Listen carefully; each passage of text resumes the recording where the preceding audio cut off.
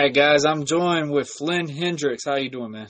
Man, I am doing great. Thank you for having me here. Absolutely, man. Absolutely. No, thank you for coming on. I mean, huh, what a week it's been. Thank goodness it's Friday. I know it all too well. Yeah, it's closer for you than it is for me by 1 hour, but yeah, we're almost there. We're almost there. We're halfway there. So, where are you currently at right now? I am in Nashville, Tennessee. Oh, okay. All right. Hey, born and raised? Born and raised, which is a rare thing these days, I'm coming to find out. Really? Yeah, man, there's a lot of people moving here. There's jokes going around now. It's like, go back to California because we're full, but literally finding somebody that's been born and raised here is starting to be a difficult thing to do. Mm-hmm. That's insane. Dang, It really is. Dang. So how is the weather out in Nashville? I got a friend that plays over at the Tennessee Titans and stuff, and oh man, so it's funny because it's first day of fall and we're still like in the 80s and 90s. But as we're talking right now, I just came inside before we started this, and the weather's already dropped down, I think, to the low 70s, high 60s, and it feels like fall. It feels perfect. I'm gonna go, take a jog around the neighborhood after this because it feels so good. I'd be stupid not to. Yeah, exactly. I tell people, man, it's like some of those take advantage of it. Mm-hmm. I mean, for me being in Florida and stuff, so I'm used to the heat. Like, Yeah. I like the heat sometimes, but I mean, it's not for everybody. No. But my wife hates it. She's like, I want to move to North Carolina. I'm like, no, you don't. Just stop. Just stop. It's so funny because like I don't remember the weather being like this, growing up, but they say like this is what Tennessee is, where it's just so sporadic and bipolar. But man, like just the humidity is the worst part because if it was hot, it could be hot, but it's the humidity. Like it just hits you in the face like a brick when you walk outside. Yes. That's the worst part of it. Yeah, I agree with you on that because, I mean, like I said, I'm used to the hot weather most times, but it can get to that point. It's like, all right, man. Yeah. I mean, I don't mind a good sweat, but, it's like, give me a break here. Not where you're literally having to change your whole wardrobe for I don't want to burn through my deodorant just yet. Just sprayed. Come on, give me a break. And give me some rain where it's not going to be muggy afterwards, please. Oh my gosh. It's unreal how, like, literally it could go from rain and then all of a sudden it's just straight, just terrible looking. I'm like, that happened earlier today. What happened? That happened earlier today. It got real cloudy out of nowhere, rained for about 15 minutes, and by the time I left the chiropractor, the sun was back out. So I can't explain it. Oh, man, that's great. So, Flynn, if nobody knows who you are, man, let them know. Okay, so let's see. I am a husband. I'm a father. I am a 15-year professional wrestler. Actually, we are about a month and a half away from my 15-year anniversary. Congratulations. If you follow WWE, you probably saw me on the SummerSlam pay-per-view. I'm also an actor, a podcaster, and I'm also a very big animal advocate. So, I do a lot of things. I have a lot of things on my plate. So I sleep somewhere in there, but not enough. But, it's just like I enjoy what I'm doing more than anything, even if I'm dragging half the time. Yeah. I agree. I love how you said, sometimes I find a way to sleep because I'm a night owl. And, like, if anybody sees all my social media, it's like, man, does Warren ever go to bed? Like, yeah, literally, I'm the opposite. I have to go to the gym before I go to bed. Right. Not after you wake up and you're like, oh, I can get this workout in. No, like, I have to go to the gym before I go to bed. Like, that makes me tired at most times. Well, and it's go ahead. Like 3 years ago, pre-COVID, one day I was forced to go to the gym early, like 5:00, because if I didn't, I was not going to get it in that day. I did it and I got hooked for some reason. And I felt better throughout the day, but the pandemic hit and just threw all that out of whack. And it's like, I tried to get back into that and I can't do that anymore. It's just not, no. And, it's like, I'd rather just work out in the afternoon, or if I have to squeeze it in late, sure. But my mind still won't shut off no matter when I work out or when I try to go to sleep. So it's just, if my eyes stay closed, they stay closed. So I work at a warehouse and I used to have a morning shift. So I'd have to go in at like 4:00. So I'd wake up I would try to have an alarm at 2 because it's a nice little drive, whatever. Right. And it's crazy. Like how you just said, like, I got to go to work at 4 a.m. So I got to go to bed early. So it felt so weird. Like I could not ever go to bed at 8 o'clock because it's just like, my mind is like, what in the world? This is not my bedtime. No way in heck this is going to work. And it was like, I would lay there, I'd roll, toss, turn. I'm like, I cannot go to sleep. Like one time I literally went to bed at 8. I didn't even go to sleep until like 12. And it's like, that was me 2 Sundays ago. It's ridiculous. It really is. And it's weird to say now, but like maybe the first 3 months after getting married, I was able to go to sleep by like 8:30 because I had to be up early for work the next day. But, you know, it's like after that, I kind of reverted back to my college ways of, you know, being a night owl, and my mind does not shut off. And I don't know if that's like a, you know, creator's curse or whatever it may be, but you know, it's like you just can't shut the mind off. It's always thinking about something, or you've got to be doing something, and it's hard to shut that switch off. Like my wife and I have had arguments about that because she'll go to bed, you know, like 8:30, 9 o'clock most nights, and I'm still sitting in the bed at 11:30, you know, watching TV or whatever, and I can't shut my brain off. It's amazing. Like me and you can relate so much to this because my wife could go to bed like at 8 or 7. Like if she lays down, she goes to sleep, and she looks at me and goes, how do you just lay here and not sleep? I'm like, I wonder the same thing.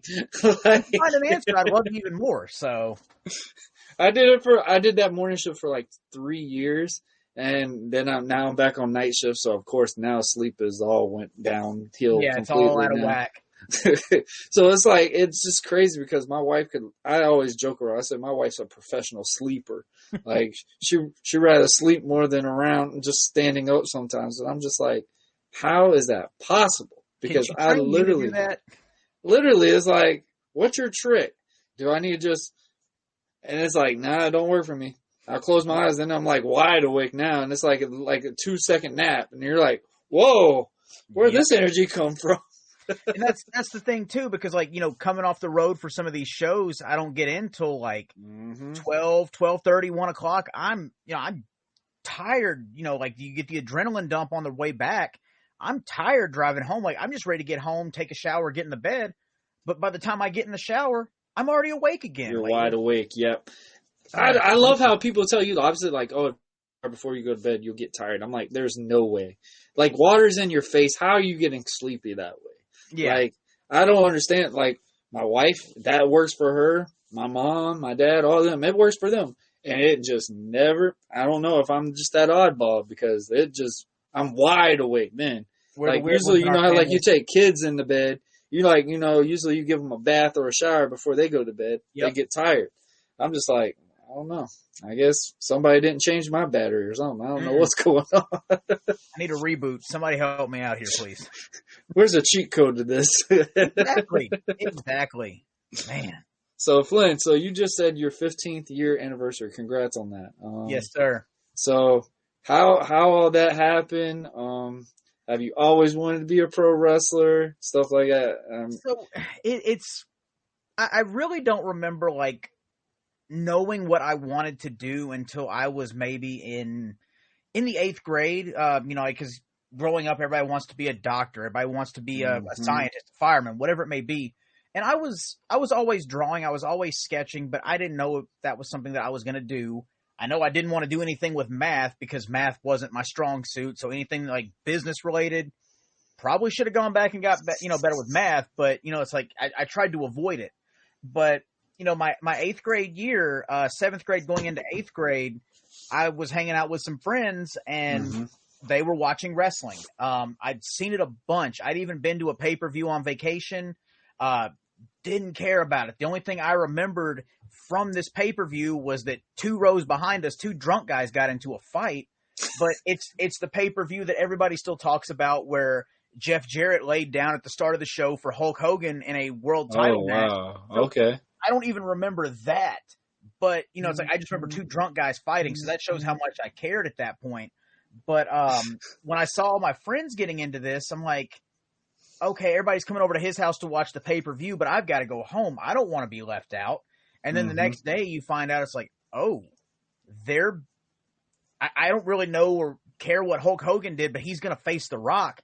and The Rock was just in, The Mummy Returns, and like I know this is a big deal, so I want to see what happens. Yeah. I watched that WrestleMania, and I'm just, if I couldn't be hooked anymore. A month later, there's a pay-per-view in Nashville, and Hulk Hogan's there as champion. He loses to the Undertaker. Yeah. And like that just pulled me in hook, line, and sinker. Never missed a show. I even skipped like marching band performances to go to non-televised events just because like I was that diehard fan to go. And my sophomore year in high school, my family in Memphis actually had ties to Hall of Famer now Koko Beware. Oh, really? And, okay. It's like I didn't know how I would get started. I didn't know if I was tall enough, whatever. I knew I wasn't in good enough shape at the time, but I met Koko, and he was maybe 2 inches taller than me. So I'm like, hang on, if this guy can have a career like that, maybe there's a chance. So I asked him, got his number, we kept in touch, and he said, I'll train you after college. And, he's like, you just got to get your degree first, which smart man to say that, because a lot of people don't. So I did that, and I kept up with him, as I was graduating high school. I let him know, hey, I just graduated. I'm still setting aside money for the training school and, doing all that because I was determined to do it. And I was even talking to him and one of Jerry Lawler's sons at the time about going to their school in Memphis once I graduated. No, it was actually Kevin. Okay. You'd think it would be Brian, but yeah, like it was Coco and Kevin. They called me at the school on a Saturday of all things. It was so random, but it's like we started talking, and then lo and behold, I find out that a guy that I went to high school with, who was a year younger than me, was already a professional wrestler. So I just got introduced to him through a mutual friend of ours, and I said, "How do you get into this? Like, how did you get started?" And he's like, you need to go to this place. It was called Stadium Inn in Nashville. It's been demolished now, thank God, but it was a seedy, rundown hotel on the backside of Titan Stadium. And I've heard of that one. Yeah. Yeah. So you've heard some stories then, but like a lot of famous wrestlers have worked there, like Mickey James, Abyss. I was about to say a good lineup of them. All these people work there, and he said, talk to a guy named Chris Michaels. Tony Falk runs it. Well, I started talking to Chris Michaels, not knowing his full backstory, and he was going to train me originally after I got Coco's blessing, but he had a falling out with Tony Falk at the time, which that'll probably come up with my story later too. But so he left, but Tony continued taking over the training school. So I talked to Coco about it, and I said, I found a guy in Nashville named Tony Falk that's doing that. What would you think about me going ahead and getting some training early on and still going to college? And he said, well, if Tony's doing it, I give you my blessing to do it because Tony's a good guy. Mm-hmm. So I started out of high school and did it into college. And, it's like I was doing all these jobs. I was even losing some part-time jobs because I was just so dedicated to wrestling. And, they tell you if you stay dedicated, it'll pay off. And I was determined to make that my means of, providing for myself. And, unfortunately it's not as easy as they make it out to be. No. Oh my gosh, we could have stories for days about that. But to sum it all up, it goes back to the same week or the same couple weeks that I met Coco, because I met him, had an idea how to get the foot in the door for training, and then WrestleMania 21 happens, and this will always be my number one match. Nothing will ever top it. I don't know what it was that pulled me in at the time, but I know as I've gotten into the business and understood it more, the psychology, the storytelling, everything is what really got it.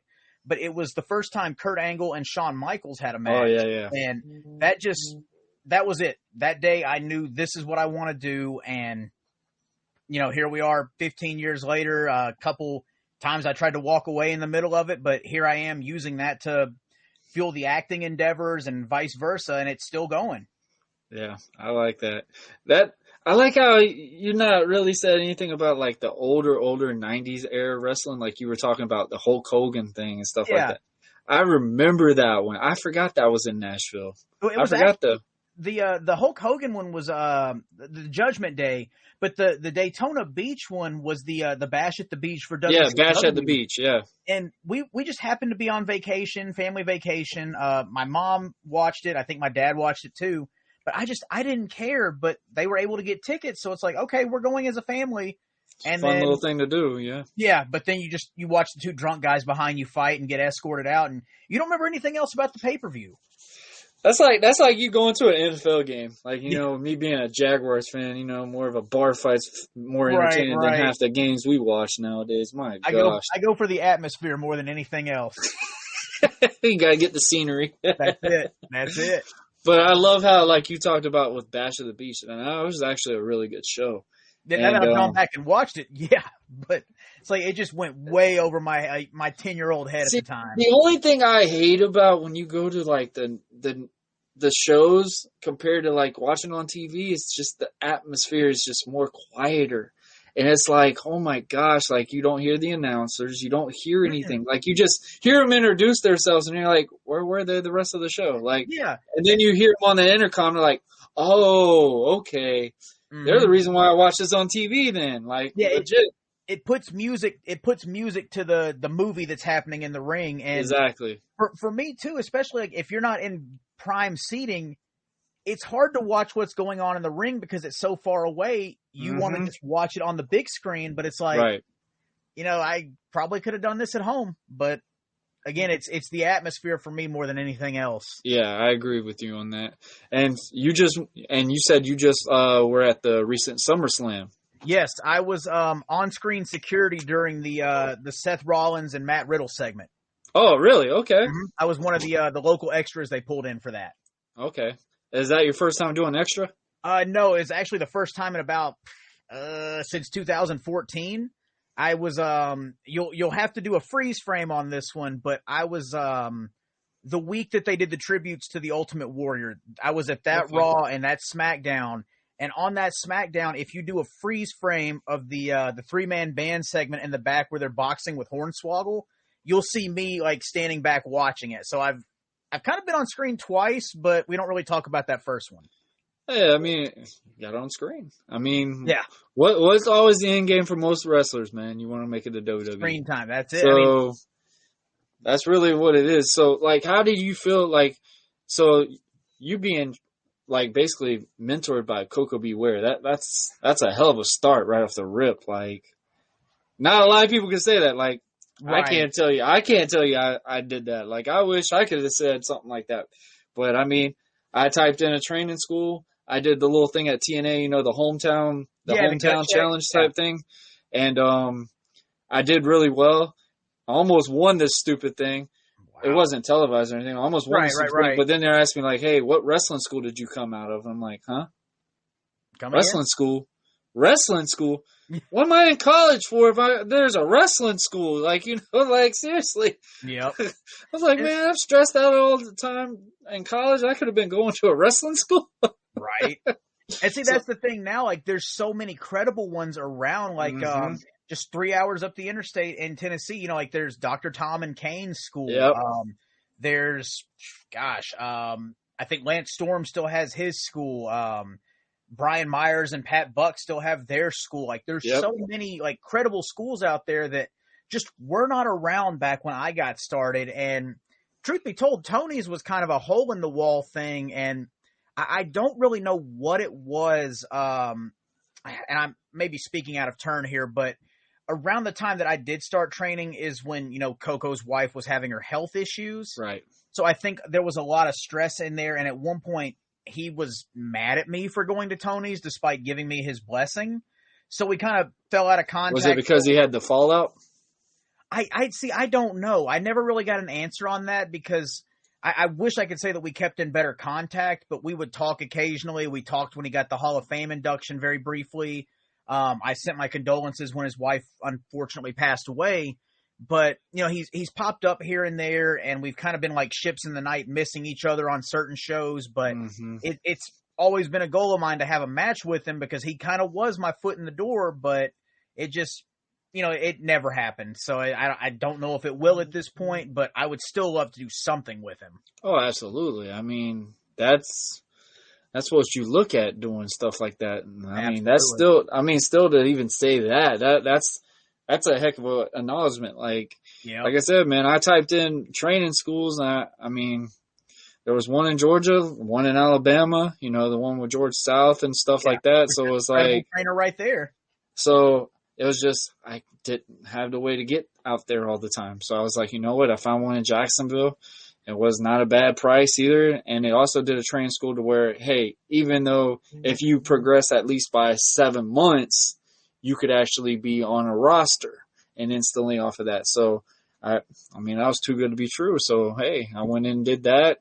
Was one of the standouts in the class. And it's just like, I love how you said, like when you see these guys on TV, you don't see yourself being that type of person. Like, No. I came from a college basketball background, but I've loved wrestling.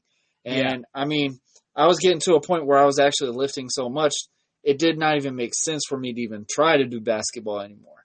And I remember, one of the trainers in my area, he told me, he's like, why are you training as much as you are for sports when you're not even trying to do football or something like that? Because he was talking about, like, I looked a little bit more built up to where I can't play basketball. I mean, I was known for a jump shot.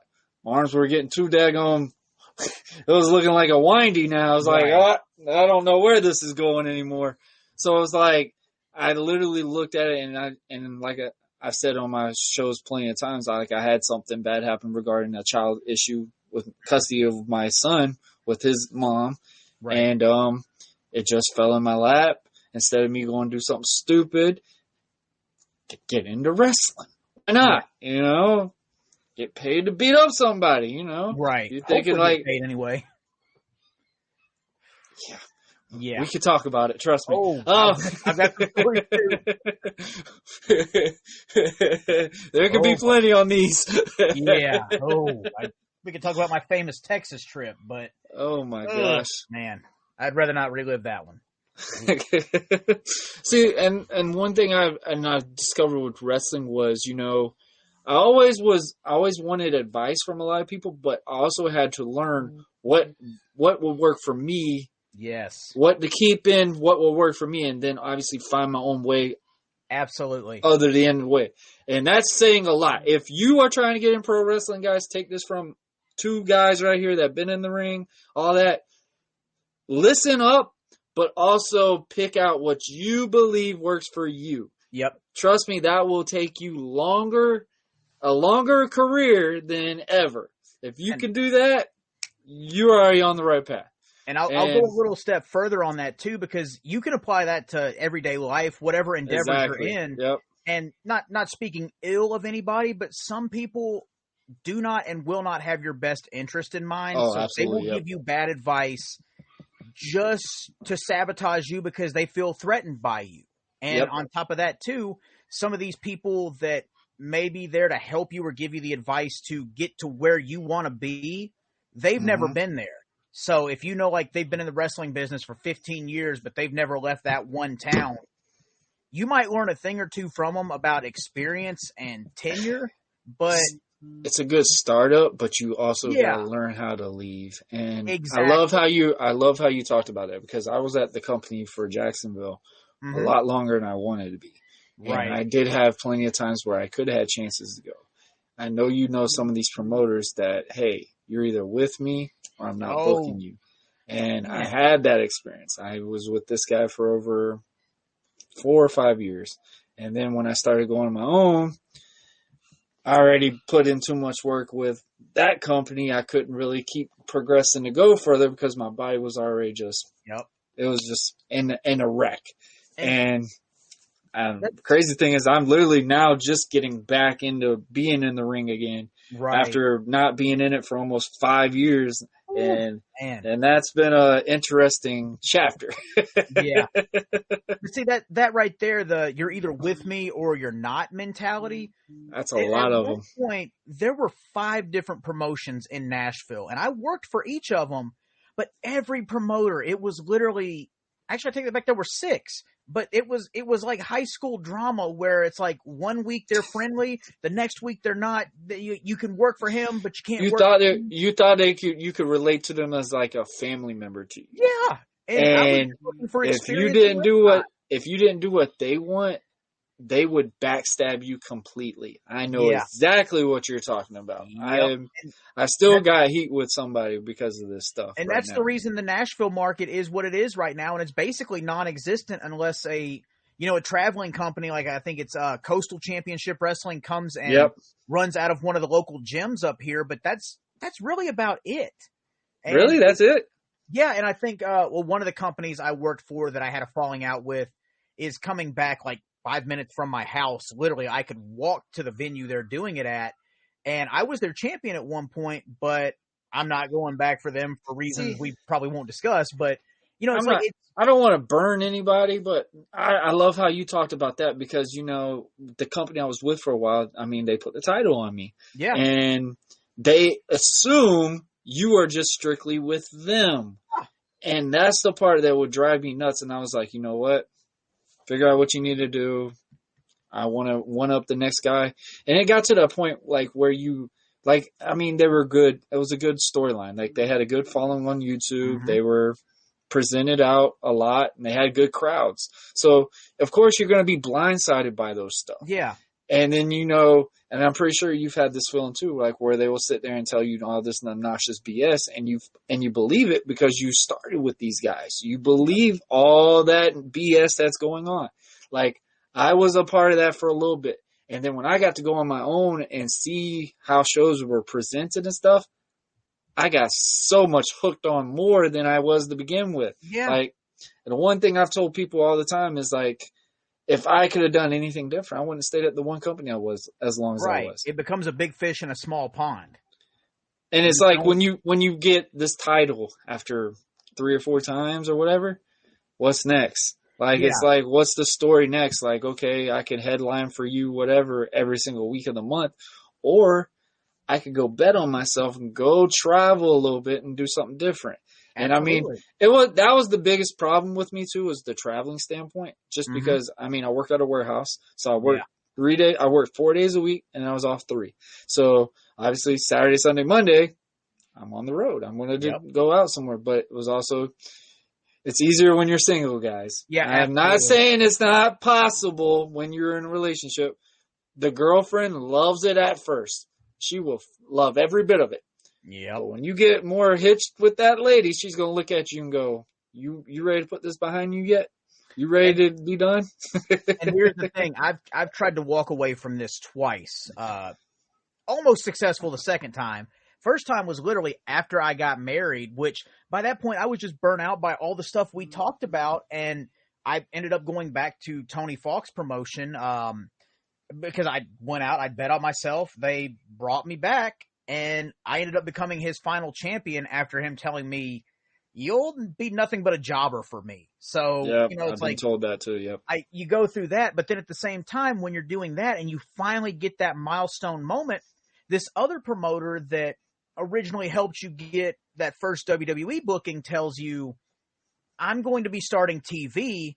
You can't work for any other companies, but I'm working in Tennessee. I'm working in Kentucky, Indiana, Georgia." And, in some of these places, I'm a tag team champion. I'm a whatever champion. And it's like, how do I... with Mafia. Yeah. And it's like, you've said you're doing TV before and it fell through, which he ended up doing some. And then, the month after I left, it all just completely took a dump. But it's like, I came in with a hot start working with another Memphis guy, Superstar Bill Dundee, which was really cool. But I held on where I could.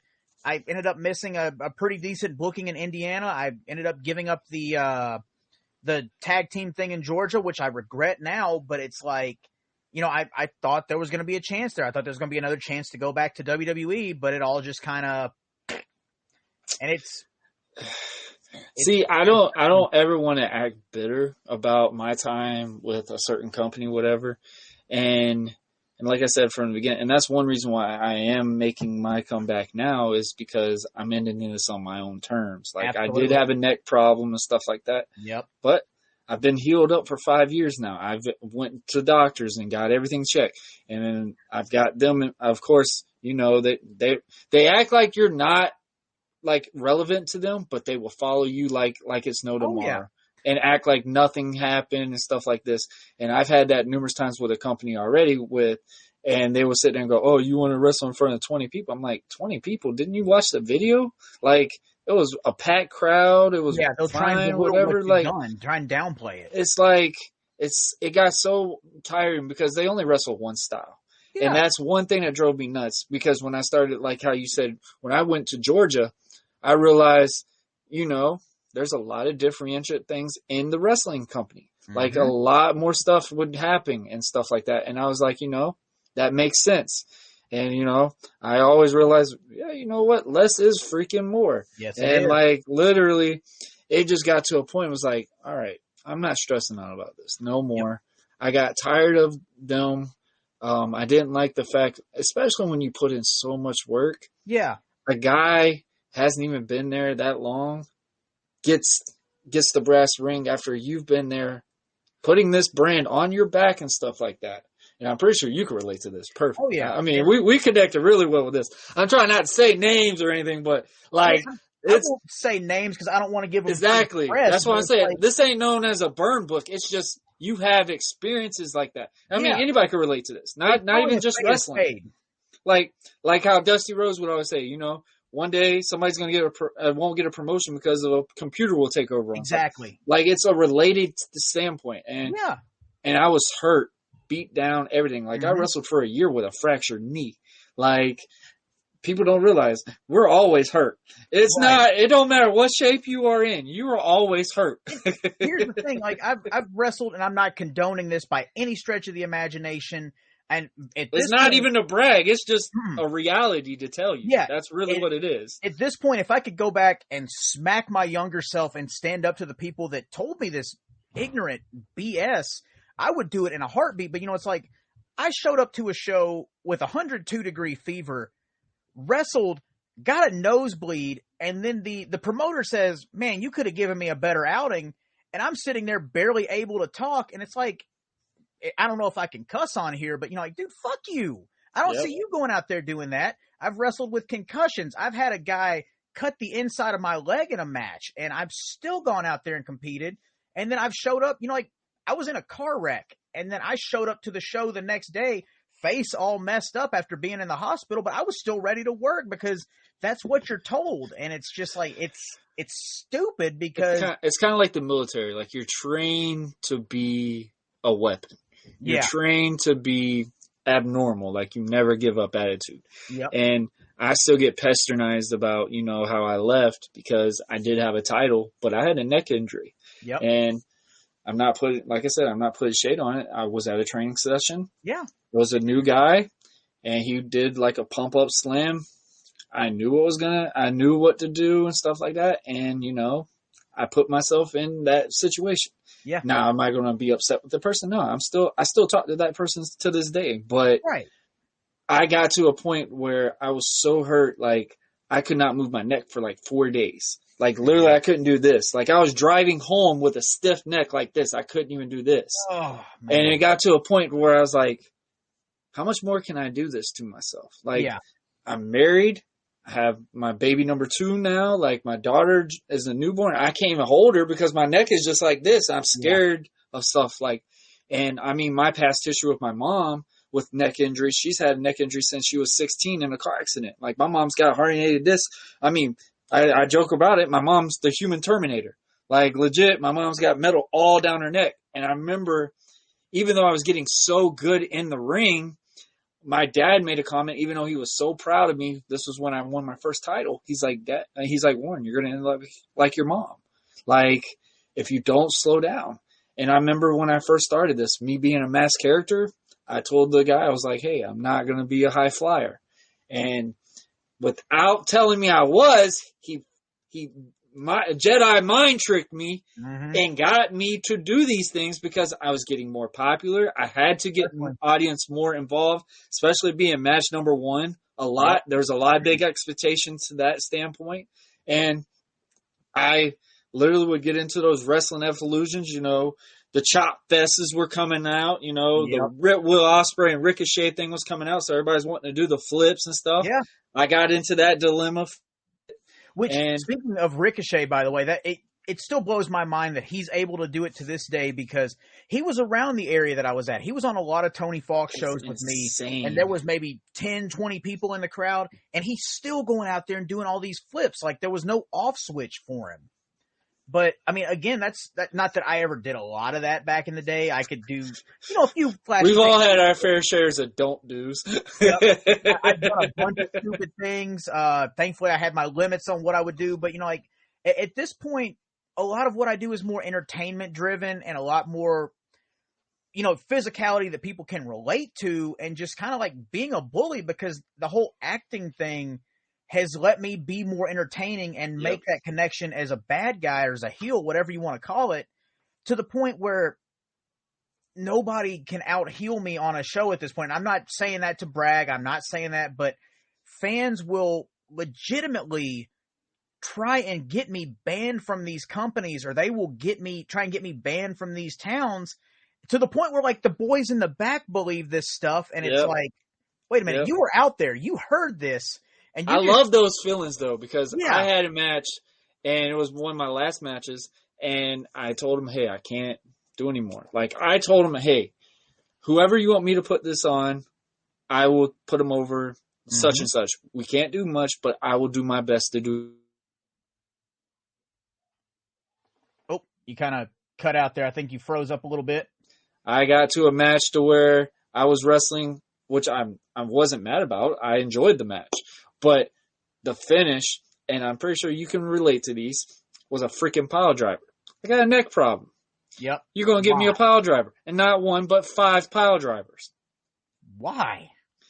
So, which I'm not mad with the guy that did it, because, I mean, he was completely safe. Everything. I love the match. I love the match with the guy and stuff like that. I absolutely idolize that. And that's one reason why I was like, you know what? I'm done, because I did it with the top guy, theirs. Yeah. And the one thing that the promoter was upset about was he had a match with a certain person, and they had the main event. It was supposed to be like a storyline to get his show, you know, the big shows, like everybody's got to have their type feel show. And he wanted to get that drawn into and the attention, and the match did not go as well because everybody was so concerned of me, because I sold it to make it look like I was dead, because I sat there and said this was going to be it. And I told the guy, he was like, if you're done, do you think it'll be all right for me to take off your mask? I said, yeah, because I'm done.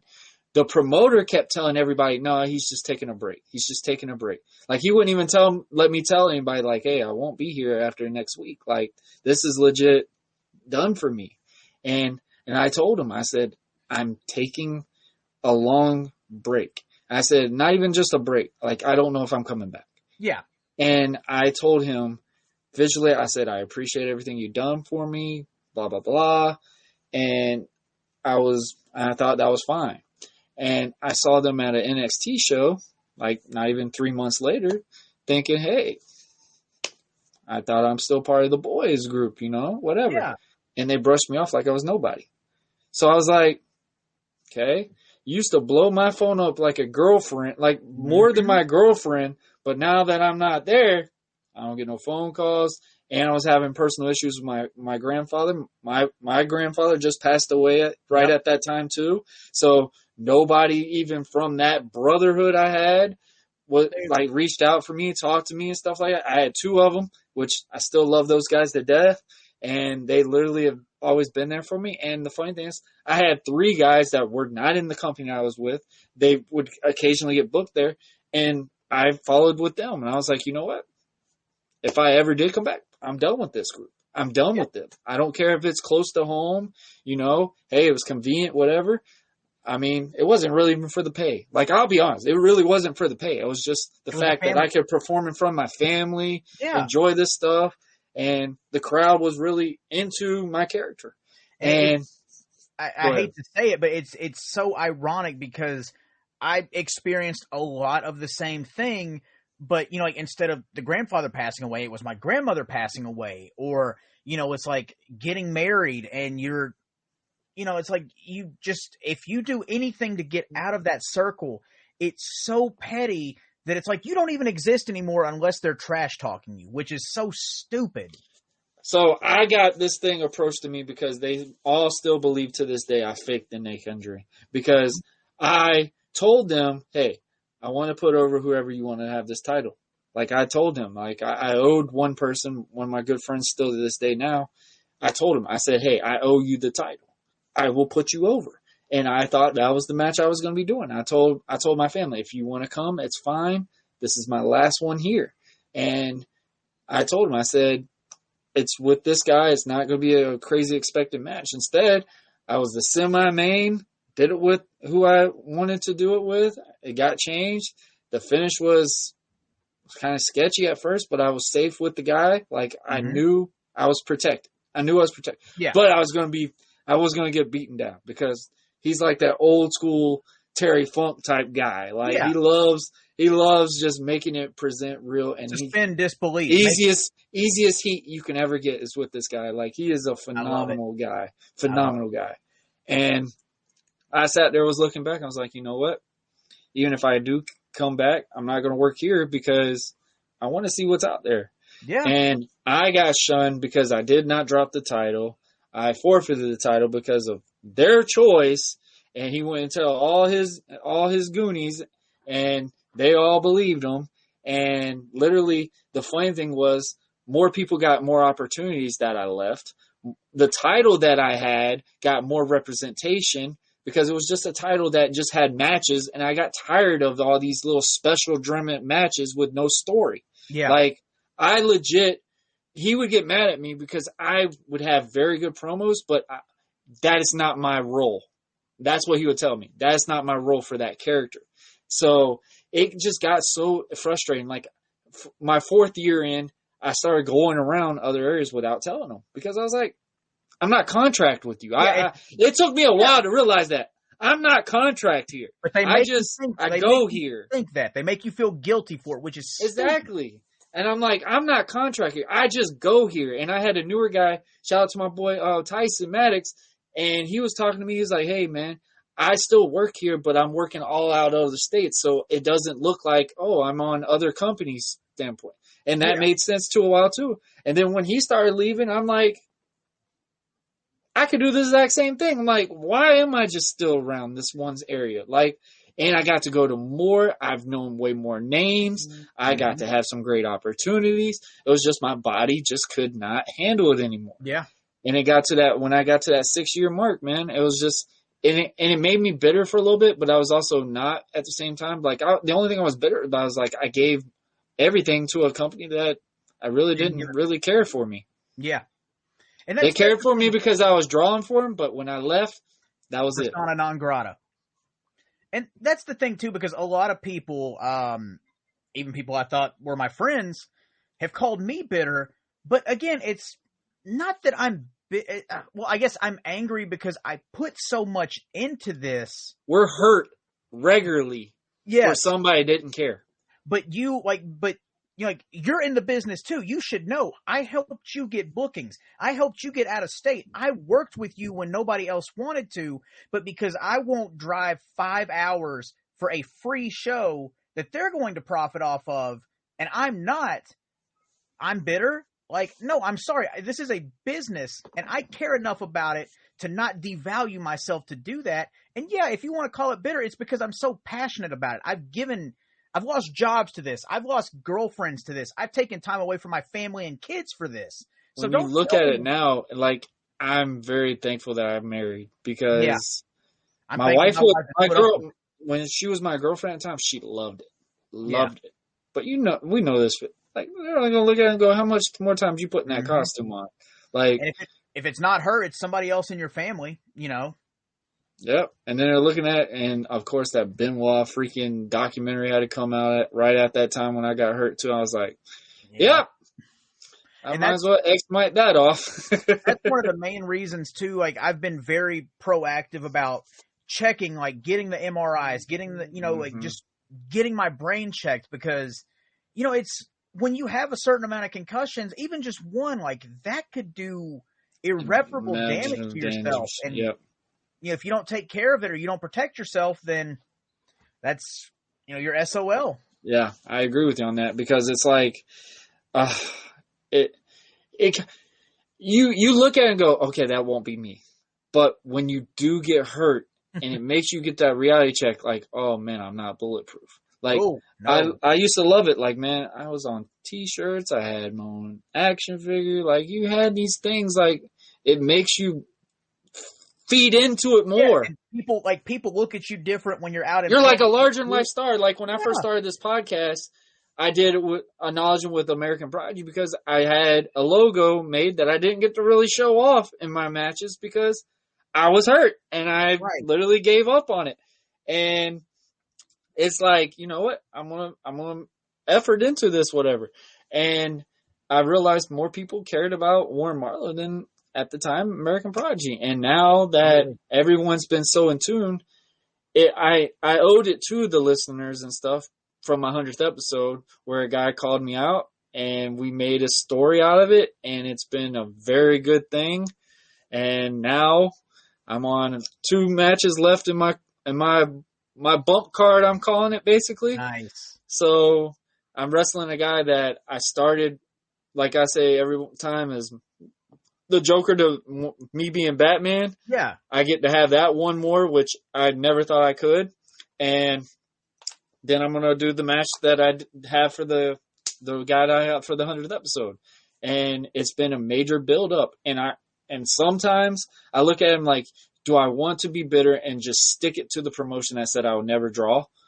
And which is funny because I drew there, but I won't draw because I'm at somewhere else, or they're going to misuse me. I'm going to be a jobber. And the best one, the absolute best one I love more than anything is they would call the other promoters and tell them I'm untrained.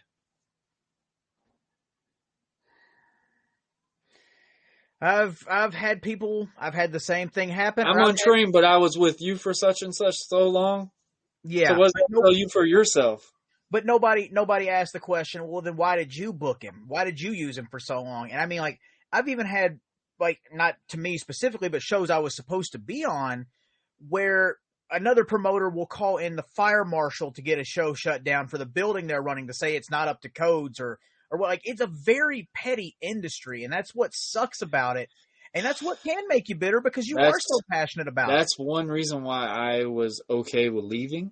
Yep. And then when I got with the guy that called me out and stuff like that, which he's going to get some work. But other than that, like, it made me really care for it again because I was like, you know, not everything is like that ordeal. Like I have tons of guys now, like the ones that weren't in the bubble that I was at, so much more open, like talk to me and stuff. And it's not just about being on a podcast or anything. Like they would want me to watch their matches, look at stuff, say what worked and what didn't work. Especially in the COVID era. Like I legit started this podcast just to help the guys that are working jobs as a wrestler, not getting to do shows and stuff like that. I did this to be a personal help for everyone, even the company that I did not really care for.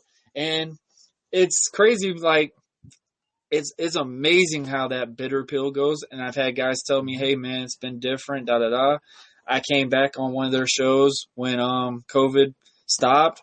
Their first televised crowd, or the crowd, whatever, in-crowd, whatever you want to call it. And I thought I was happy. I thought it was different at first. And then, you know how it is. You go wait on the promoter at the end of the night thinking, hey, you might have a little bit of hash, but you might hug at the end, whatever. That wasn't the case with me. He still acted the exact same way it was when I left. And when I agreed to take a booking for a friend of mine, when I was hurt still, but I owed it to him to put him over. Like I owed it to this guy. It was a gauntlet match, so I knew I wasn't going to have to be in there long. He asked me, hey, this title meant something with you in this repertoire, so we want you into this. We know you can't do much, but what can we do with it? And I said, okay, I'm gonna do a clothesline. You duck it, schoolboy me. 1, 2, 3. Like, that was legit the match that I did. I drove 3.5 hours for my best friend to just do that favor, and I got so much heat from Startup Brand. And it was like, oh, so you faked this injury, da-da-da. You didn't want to put the title on nobody, blah, blah, blah, blah. I'm just like, really? Like, how if it goes on in a day-to-day basis, how am I your cover story? Like, that part drove me so insane. Like, it got so bad where they were messaging me nonstop, Facebook, phone calls, everything. Like, I legit would not answer because I just got tired of it. I'm working out and I'm sitting there seeing phone call, FaceTime, message. I'm like, bruh, take the hint. I don't want to talk to nobody. That's very stalker-esque. That's ridiculous. Promoters do this crap. That's the sad part. I'm not burying anybody at all. I'm just saying from my experiences. And it's like, it makes you really not want to do stuff. No. Especially as much as you're putting your body on the line and stuff like that. So it's like, it was definitely a different feel knowing that I'm back in this thing. And I've sat there and came with a different open mind. Like, I used to take matches, just take matches. And it was great. It was fun. I enjoyed it, but my body don't appreciate all of them because it was like, oh, some of these matches you don't need to be doing for a human body. Nope. And it's like you said too, like he ducked the clothesline, he rolled you up. That doesn't, that can't really hurt your neck. That's a safe move to give you that payoff. So again, and I was nervous to do that. That's the sad part. I was nervous to do that. And I've seen guys in full leg braces that can't bend their knee take a schoolboy, like just to drop a title to somebody because they have to get it done. Like, it's some weird dedication that we have, but you can legitimately be injured, go out and do something just to get through it, and then everybody's just going to take a dump all over you because, oh, you're faking it, or oh, you're this, or oh, you're no, thank you for coming and working through the injury to help us get this paid off. Like, it's so ridiculous. The company that I drove for, that 3-hour drive that I did that little quick finish, was so appreciative of me showing up.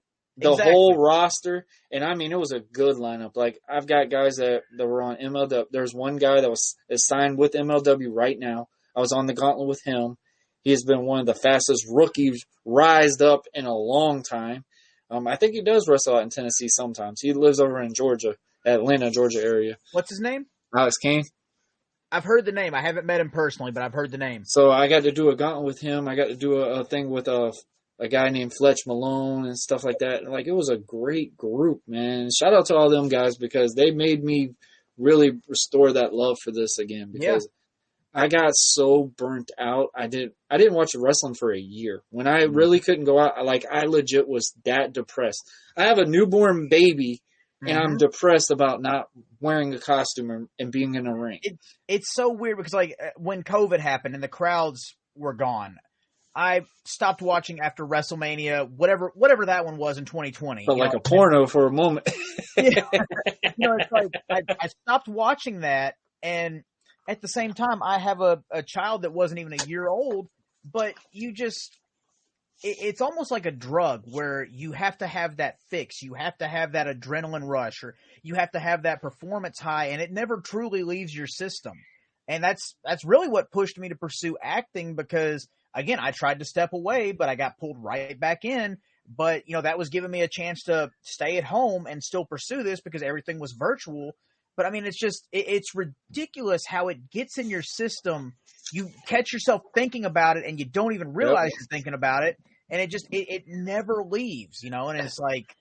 It never goes away. And then you see these guys on TV that have that neck problem. Yep. You see Daniel Bryan coming back. You see Edge coming back. You see Paige coming back now. And then you're just looking at, and then you watch Ric Flair retire again. He never answered my challenge. I kept trying on social media. I tried my damnedest. But, it's like. And it makes you realize, like, damn, I'm only 31. Like, I made a goal before I left wrestling. I said, if I make it to a big company, I'll continue. If I don't make it to a big company, I'm retiring at 30. Yep. And I had to leave it at when I was 28 years old. I started this thing when I was 23. I basically had to end it at 28. I was almost early 29 almost. So I still did not follow my promise. Like, I legit looked at it and was like, you know what? My health is good. My body is way more better than it was. I mean, I looked like $1,000,000, but as sore as constant I was, I couldn't get out of bed the right way. I had to roll different types of way. Yep. I'm living off of a TENS unit every single week. I mean, and I'm working a warehouse job. Like, I legit never gave my body rest. Same and here. then when I got out of the ring, it just felt so weird. Like, I told people, That I used to be callus goes away. okay. I used to be okay being at home for 4 days because that's usually that's my day job. Yep. 4 days on, 3 days off. So when I was home for those extra 3 days, I'm just sitting, I'm like, this is weird. Like, it felt so weird. I felt like I was, you know how, like, we say a quarantine thing. This was before the COVID at first. Like, legit, I felt like I was quarantined and I could not understand why. I was like, what did I do wrong? Yeah. And I'm seeing, and then we also heard about AEW being a promotion then, and stuff fell out with some things on some other ends, and it was just like, I can't do this anymore. I legit cannot do this anymore. I'm not going to sit here and put myself in a deep depression. I never was able to cope with my grandfather passing at first, and I still kicked myself in the ass about it. I went and did a show the same night I found out he passed. So it was like, those are the things that I was looking at. I was like, I was being very selfish. And I looked at it, it was like, you know what? I owe this to my wife. I owe this to my kids. My son was upset that I had to quit because he loved it. He absolutely loved it. Oh my gosh, he loved it. But it got to the point, it was like, you know what? I want to be here longer for them. Absolutely. And as much as I loved it and stuff like that, I was like, I could not. I was like, is me being sore, is this even worth it anymore? Like, I was so burned out, I was absolutely done with this thing. I was done with it before I said I was done. Yep. And it's one of those things, too, where it's like, it's like a phase for a little bit, and it's sad to say that, but when you've done all you can do for something and nothing is progressing for you, that's when you're in that bitter funk, and it's like, what am I doing? And see, that's the thing, too, like, because it's really, it's like this in everyday life, but a lot of people don't look at it this way. But a lot of times, if you're trying to get a promotion or you're trying to get signed by a big company or you're trying to get that, raise, whatever it may be, no matter how hard you work, ultimately that decision is up to somebody else. And if they don't see that value that you have in you, they may be proven wrong later, but in that moment, like that's very crushing. That's very defeating. And you can only go through that so many times before it's like, it gets enough. Yeah. And it's like the first tryout I did with WWE, those extra spots, I had a match with a guy named Vordell Walker for Matt Bloom, who was, A-Train, Albert, Tensai, whatever you want to call him, and William Regal. And if people are familiar with the name Vordell Walker, he's been just about everywhere in the early 2000s. He should have been signed with WWE. I really thought. And he ended up working a dark match that night because of the match we had. But they loved the match because it was so snug. It was so believable. And it's, and he told me that in promos. He's like, I loved the match you had because even though he was bigger than you, even though he was more muscular than you, you didn't back down. You made it credible. You made it believable, and you laid it in. And the fact is, like, I'd never worked Vordell before that. We tagged a little bit, but, it's like you get that praise. And I ended up having to work a second time where I worked as a heel with another guy from Nashville. I wish I could erase that from my memory. But, it's like you get praise for that first match. Don't talk about the second one. And then, it's like. It's always the opposite. Yeah. Usually your first one's supposed to be the stink joint. But and it's like I hardly ever work face. I always work heel. So, but, like the other guy, I stupidly should not have listened because he said, I've been here before. I know what they want. Yeah, clearly you didn't. But he's the one that went back, 5 months later when they came for the next pay-per-view, and I didn't even get an answer on the phone or an email. So it's very frustrating. It's very, like, mind-numbing because it's like, you give me this praise, you tell me you want me to come back, but then you don't. And it's like, Vordell, not speaking out of turn again, but he was told they were going to send him to NXT. Yeah. When did that happen? It's like, they tell you something, but then it changes, or, it's just, it's so fluid. It's like a river. It's always in motion. It's what we call it. It's a work until it happens. Yep, exactly. And which I'm kind of been dealing with something like that this entire year on the independents. But, again, like, because we've referenced belts so many times and, like doing the favors to put somebody over the right way. I don't look at having a title as, like being a mark thing or just having a prop. I look at it as a legitimate representation of a company, and me being the first guy that somebody that's a big name is going to be brought into work, or somebody that's coming from a different, promotion or territory is going to get to work. I want to be that measuring stick. I want to be the representation. I want that belt, like when I'm at these conventions, when I'm doing these appearances, because I've taken your secondary title and done that. But, the guy on top that was the plan. He's retiring. This is what's going to happen. Doesn't look like it's going to happen now. Can't get an answer out of anybody. Filmed a bunch of bounty promos, did everything.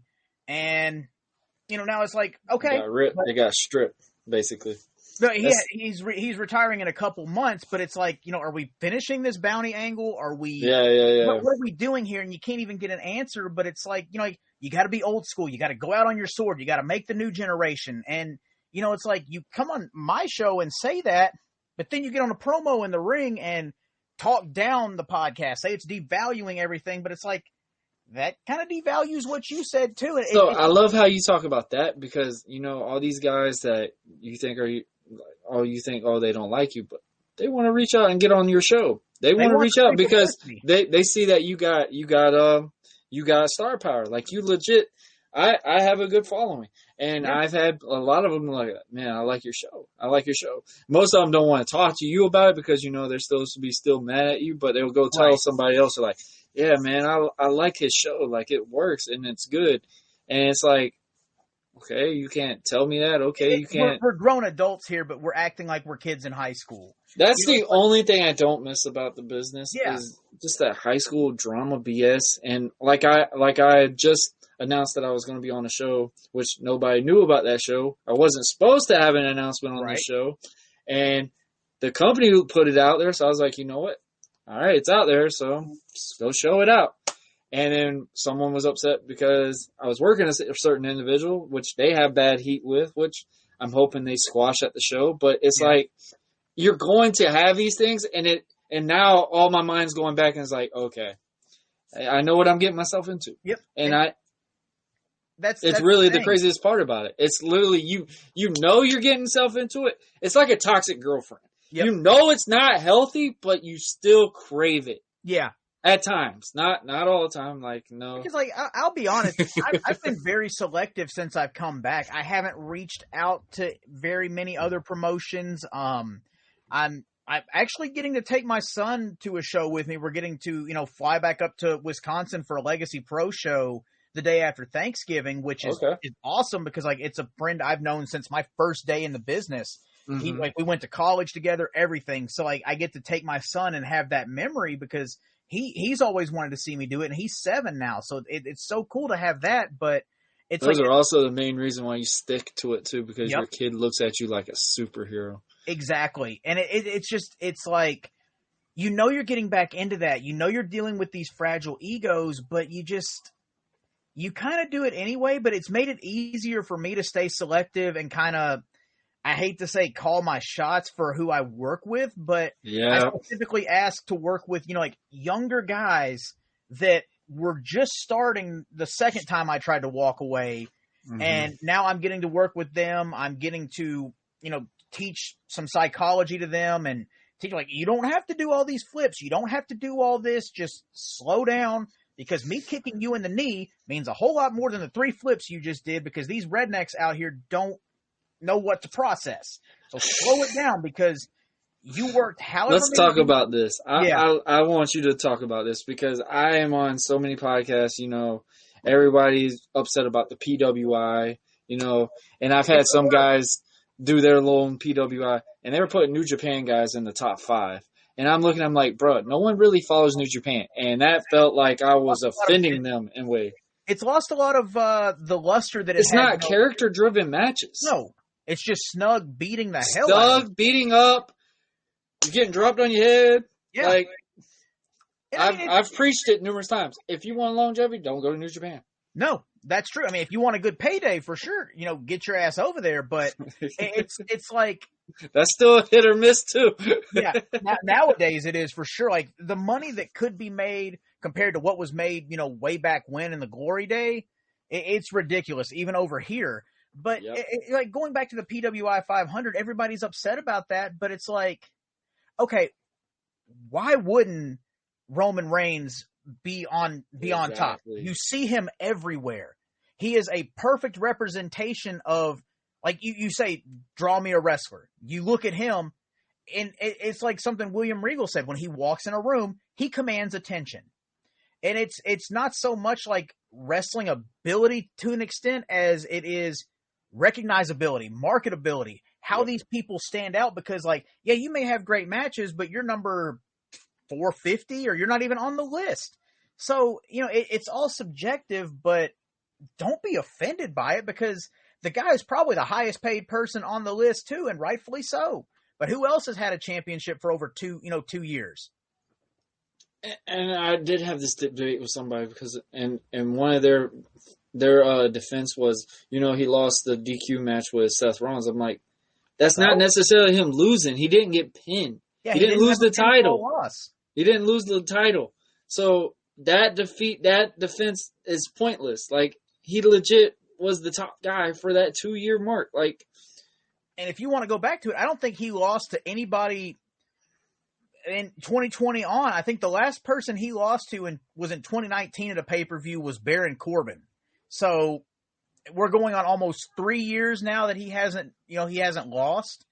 And everything he does means something. He's not on TV all the time. It makes it mean more. I'd rather see the champion sporadically than I would see him every week, because then again, it's like seeing, it's the audience is so different with that. Like they want him to defend the title every single week. I said, do y'all know what all that entails? But what makes it special at that point? Like, I get it. And they're like, oh, it makes the title more meaningful. I said, not necessarily. Because if it's a heavyweight title, that should only be like, if you think about the old WWE days, Rock and Austin, they would only face each other for a championship match if it was after a pay-per-view.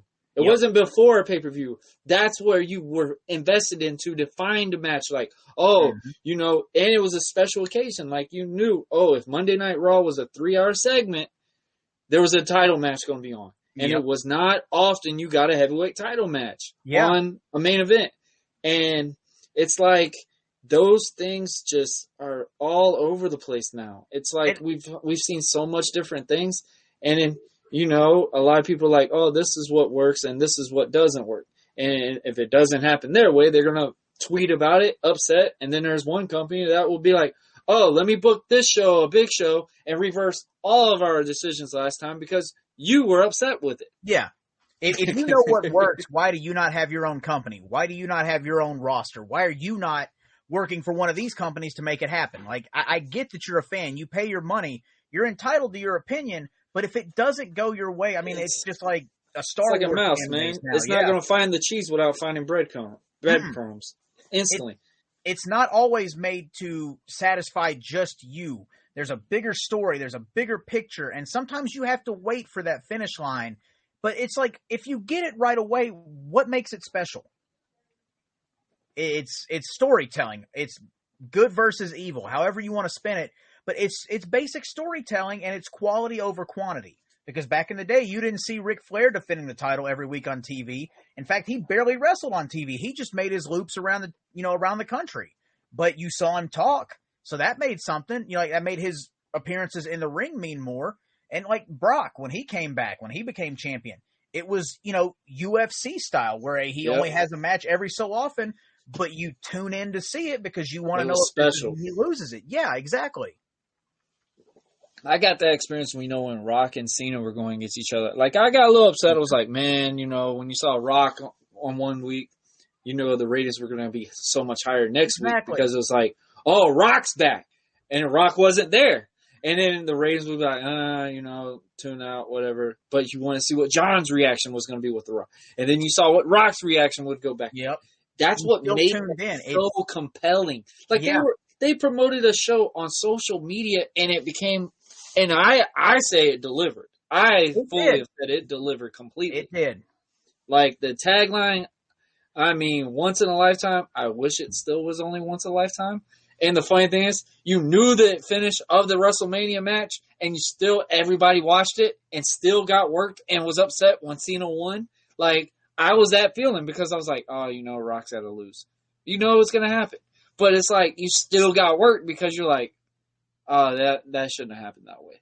And then you found out the finish got changed because Rock torn his freaking his hernia. So he couldn't do anything, but he finished a match. Exactly. 25 minutes in. Not even 25 minutes the match, and still had to go another 30 minutes with it. So it's like, it's insane to me how people make this so much harder than it needs to be. Yep. Like, and I'm not saying that, I could promote the show, whatever, like make the storylines, whatever. I could draw it out. Now, money wise and stuff situation, it can get crazy. Yeah, we could tell you that personal experience, like for sure. Easily on that one. I'm pretty sure you've had those experiences where you get those big name guys and you get to work them and stuff, but they're going to take half your pay because that's the incentive because you're paying your dues. And that's one thing that I was happy about. But also I did a thing where I was not allowed to showcase who I worked on some things because they can't be on the outsiders. Like they're trying to build them up to do something else, but they got to get that sample run in a small promotion to get them in the front of a crowd, figure out how that works and what doesn't work. Mm-hmm. And then you see it on the big show in like the next month or so. Like it's crazy to see how all these things just entwine and people make it so freaking hard. Yep. And it's like I'll give an example, AEW. They're doing good, but in my opinion, that show that they just had, I liked it, but I hated the fact they reversed all the decision matches that were in All In. Like, tease it to present yourself. You could have one or two champions on it, and then the rest of it, make the story, make people invest into that character more. Like, when you do all these matches, and I've said it numerous times, nobody cared about All In if MJF wasn't on the show. Mm-mm. That's the sad part. That's the truth. That's the sad part. Like, all those moves that y'all just did, y'all got one man to save this whole show. That's where people got to learn the saying, less is more. And that's saying something, too, because you see him talk more than... How about the house he drew, and he didn't even do nothing? Yeah. Just showed up. Grabbed a chip and left. Because, I hate to say it, I'm not knocking anybody's athleticism. I'm not knocking any of that. But when you do so much and you give so much away, what does the crowd have to react to? What do they have to relate to? Because, some people have been in a fight, some people haven't. What are you going to relate to more? Getting punched in the face or a guy doing a triple flip off the top rope and then that doesn't beat a guy? He gets beat with a roll-up. Like, what are you going to relate to more? I hate those startup finishes where they'll sit there and do reverse, reverse, reverse, reverse. I'm like, don't. I was like, do an old school set. Now, I can understand, like, there's places for these matches. Yeah. If there's a rivalry and it's been a legit fight, you should not go slow. You should literally be going fast-paced and it look like you're literally in an MMA fight. Start in the aisle. Start in the entranceway. Make it something to make people get invested in it and suspend their disbelief while you're out there. It's crazy how people make this so much difficult. And then I got to hear the New Japan fans talking about, this is they're botching and this. I'm like, have you done this move? Have you tried to do that? Like, how do you know if that wasn't planned? Yeah, exactly. You won't know unless we let you know. And on top of that, too, not everything is supposed to look pretty. Does a bar fight look pretty? I mean, Jim Cornette said it best, man. Botches make it more real. Yep. Because we're not robots. It's like a promo. I would consider myself a good promo, but I flub. And you know what? I play it off as I'm hot-tempered. I'm heated. I'm pissed off. So I can't get my words out. It's knowing how to react and how to recover, because if you don't, you lost them. You have lost them. So it's, like you said, it's simple. It should be simple, but everybody wants to complicate it now to the point, like, and don't get me wrong, there can be a happy medium between old school and this new age. It needs to be. It needs to be, and I agree with that. And I've sat there and made acknowledgement to that because, I mean, you watch the show Young Rock, and the great episode I loved is where his dad was upset about all the flashy moves, but you can mix old school into the flashiness, and that's what got The Rock, and that's what got Stone Cold. That's what got all these big draws that literally you're going to know about for end of time. After we're dead, they're dead. I'm surprised Stone Cold and Rock won't be on a dollar bill, in my opinion, because literally they're going to be the main marquee guys. I've said this from day one. I don't believe we're in the generation right now where we're going to have that next era, because it's gotten to this standpoint so bad to where the moves are not mattering anymore. Mm-mm.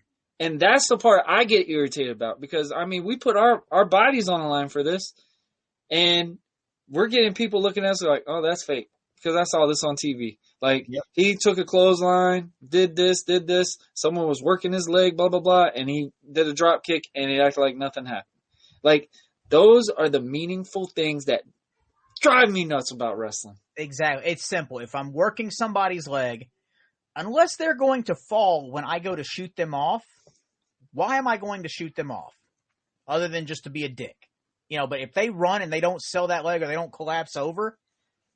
That's why finishes are so laughable nowadays. And, like, the super kick. Oh, my gosh. How much. I used to be so happy about doing super kicks when someone taught me how to do it. You just randomly go up and start slapping your thigh, doing something like that. Now it's gotten to the point it's like, I wish super kicks were just removed completely from shows. See, that's the thing, because like like Chris Michaels, that's his finish, and so many times I would work him, and we worked not even 2 months ago, that was our finish, but a lot of people didn't expect it because you see it to start a match, as a transitional move. It's become the new DDT. It's like a video game now when you watch matches. Yep. You have 5 starters before you start the match. But hey, that's wrestling these days. It's crazy. So Flynn, before we go, man. Yep. Why do you watch wrestling? I really want you to give me a reason of what do you look for in a wrestling match when you watch it? The storytelling more than anything else. And it took me a while to figure that out, because I didn't know if it was the athletic feats, because, I used to try and lift heavy and all that, and because I wanted to be able to do those athletic feats. But more than anything else, it's the storytelling. And sometimes I think, even being in the business, I think I know how a story is going to go, or I think I know how they're going to go with a match. I want to see if they're going to prove me right, or they're going to surprise me and go the other way. So that's what pulls me in. And right now, I'm fully invested in this Roman Reigns Logan Paul thing, and it's like, dude, people are crapping on it. I mean, like, this is a main draw match. They're talking about it. That's the thing, and these guys are going to make millions of dollars to do this. Like, I would kill to be in that position. I remember and there was a lot of guys that were like upset about it because, Logan Paul's not been in that wrestling indie background, whatever. And I had a couple of friends that were even talking about, like, he knows the business. He knows how to promote. He is bringing a major following in here without being a wrestler. And I sat there and said, Logan Paul's match with Miz was more talked about than most matches on SummerSlam. And here's the thing. He didn't disappoint at WrestleMania. And I don't think I'm pulling anything too far back from I was shocked how he was at WrestleMania. But, I just don't see him as a face. That's my honest opinion. Absolutely not. And I don't think that'll last. But just seeing him prepare for his match at SummerSlam, seeing him go over the stuff, seeing how good he was, seeing how professional he was. Like, he may have an ego, but you damn sure didn't see it there. And he was willing to listen. He was willing to take advice, and say what you will. Like you said, he's bringing the viewers. He's bringing this new following in, and it's a smart business move. And at the end of the day, you can call it sports entertainment, professional wrestling, whatever. It's a business. It is a business. It's putting butts in the seat. That's the metaphor we're always about. And that's why, We do whatever we get butts in the seat. Stadium was damn near 50,000 people. And I'm willing to bet if they would have had the rest of the stadium open, they would have sold the whole thing out. So out of all the matches in SummerSlam, what was the one that really you got the more focused into on that one? Oh man, it would have to be the main event because the tractor. That was the only one I actually got to go out and watch after my segment. Yeah. Because, it was just getting ready for, going out, getting in place to get in the golf cart, go out there. So it was really just hanging out until they came and got us. And, I would pop out and watch a little bit here and there. But, man, just like the entire atmosphere changed when that main event happened because it was. How'd you feel about that tractor being drove, right? Just instantly, like you see a tractor. And it's like, what are they doing with that? Oh, that's why they cleared us out, earlier in the day. They're like, clear the ringside area, and that's why. But we didn't know it at the time. But yeah, that was a pretty cool spectacle because again, it had people talking. It brought eyes to it. Roman fell on that ring down like a little pinball, just straight on through the ropes. I loved it. I was like, man, and the coolest thing of that match still, and it's the smallest thing, Brock threw the microphone. Yep. Roman didn't flinch. Caught it. Not even really moved, just like instantly just dropped right in his hands. So you're just sitting like, that is not normal. Nope, that is not. But I mean, it's like that. And then the finish was amazing because, it took 4 people to beat Brock, and that finish still didn't hurt Brock. I loved it because I sat there and said, they just showcased his strength. And that's something that people, and the one thing I loved about their match was, and I talked about it on a SummerSlam